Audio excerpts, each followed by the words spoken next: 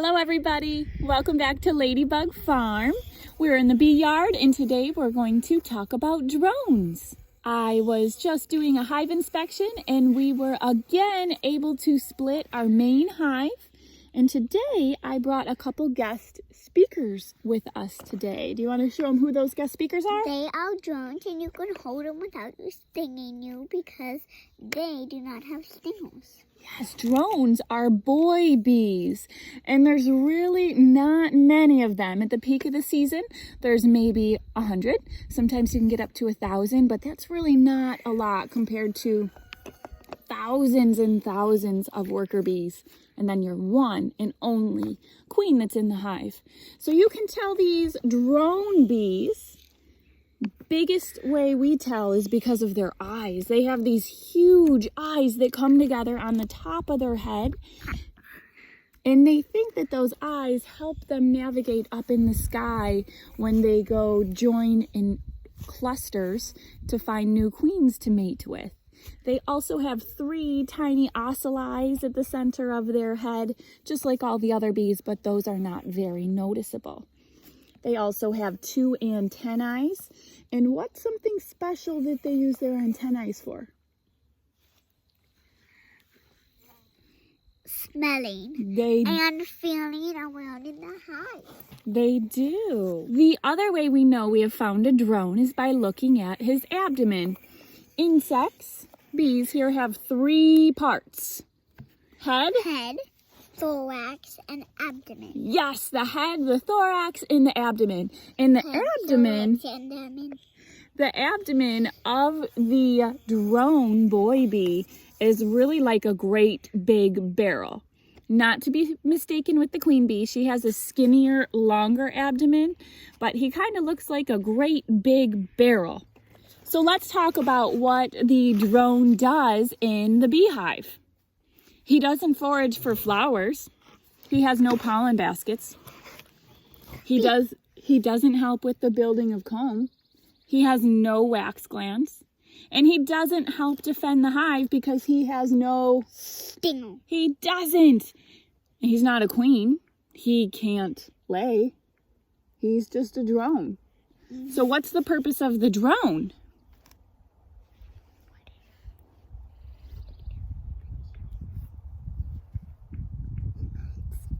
He mates. He does. That's his primary purpose in life. So despite their high maintenance, they have to be fed by the worker bees. Despite that high maintenance, drones are tolerated and they're allowed to remain in the hive, at least now during the spring and the summer. What happens to the bees in the wintertime? They get kicked out. They do get kicked out. I don't want to go these because they just sit around and eat honey. They say, "Go! I don't need you anymore. You're too lazy." They do. So our queen started laying drone eggs in drone cells a while ago. So mating actually does not occur in the hive. Mating occurs outside of the hive. They do not mate with their own queens. They go high up into the air, about 200 to 300 feet into the air. They find drone congregation areas of all the bees from all the local hives. And that's where those virgin queens will take their flight to go find a couple drone bees to mate with. But guess what happens to the drone when he mates? He dies. He dies. What a terrible thing. But that is the life of the drone bee. So we're going to get him out. Again, you can hold them because they don't have stingers. So this is a fun one to do with children. Let's see if Mama can grab him before he flies away. There he is. Say hi, little drone. Meet our guest, Mr. Drone. You can see his big eyes, his antennae, 6 legs, head, thorax, abdomen, and he has a great big abdomen. And at the end of that abdomen, there is no stinger. He's gonna try to fly. Don't let him get up your short. Well, he can't sting me.